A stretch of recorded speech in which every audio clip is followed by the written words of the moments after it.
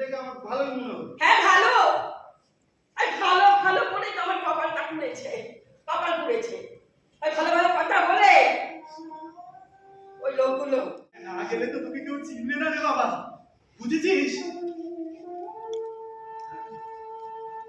হ্যাঁ বাবা, আমি বুঝেছি, আমি বুঝেছি বাবা।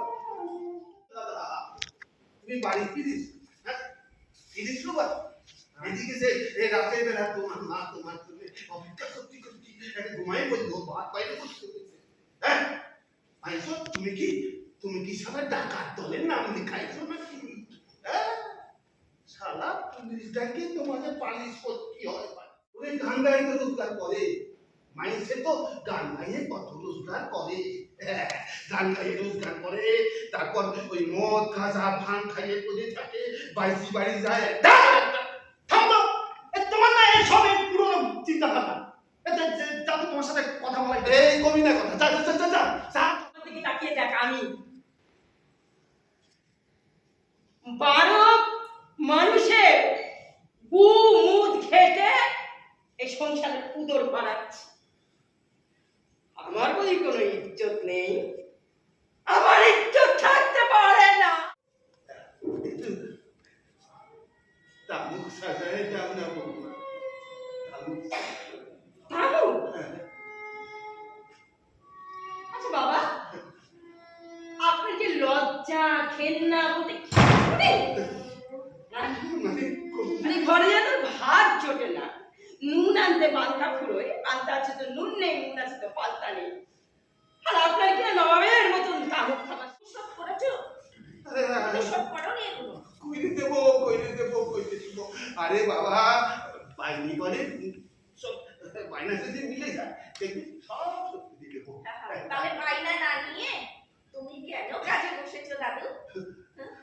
গত বছর তো বানালে দুই দুখানা ঠাকুর, একটা কোনো রকমে বিক্রি হলো, আরেকটা গ্রামের ছেলেরা নিল না। হ্যাঁ তোমাকে কতবার বলেছি ও দাদু, যখন নতুন নতুন ডিজাইন গুলো বানাতে পারো না, তখন শুধু কেন গায়ে গতরে খেটে মরছো তুমি?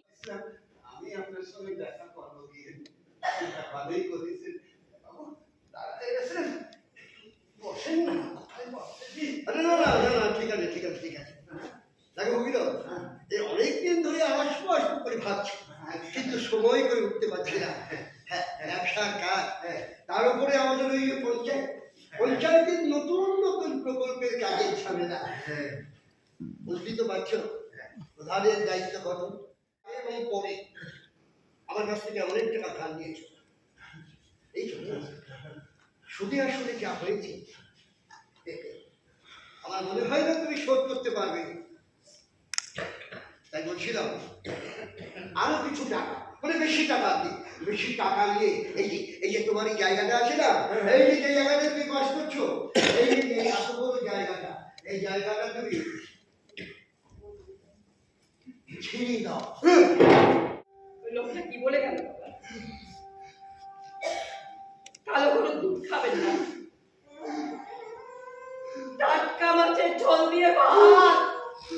মোর পাড়ার গরুর গাড়ি, বোঝাই করা কলসি হাড়ি, গাড়ি চালায় বাড়ির মধু কাকুর ছেলেটি। একদিন 20 লক্ষ টাকায় বসে না ধরো না ধরো কানাই, ধরো টাকাটা, ধরো নাও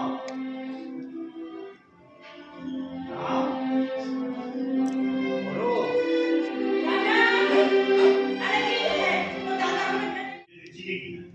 আমি বললাম না জি, সঙ্গে সঙ্গে উনি বললেন ইউরেকা পেয়ে গেছি, এই মেয়েটাকেই আমার প্রয়োজন। কিছুই বুঝতে পারছি না। আরে বোঝাবুঝি কিছু নেই জানাই, এখন কি যাওয়ার সময়।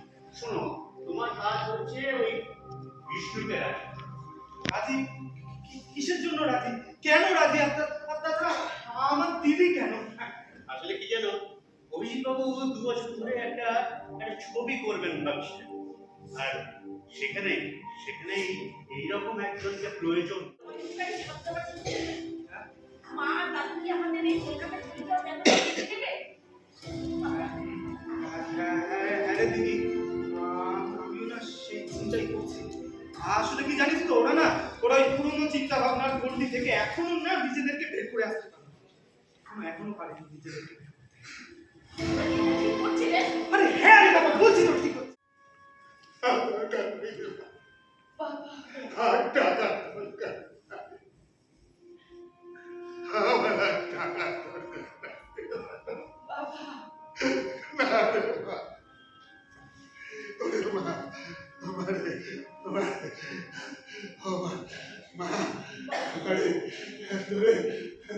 আমি কত দুঃখ কষ্ট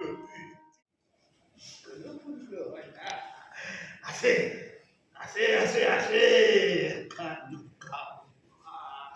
ভিক্ষা করে দেখায়।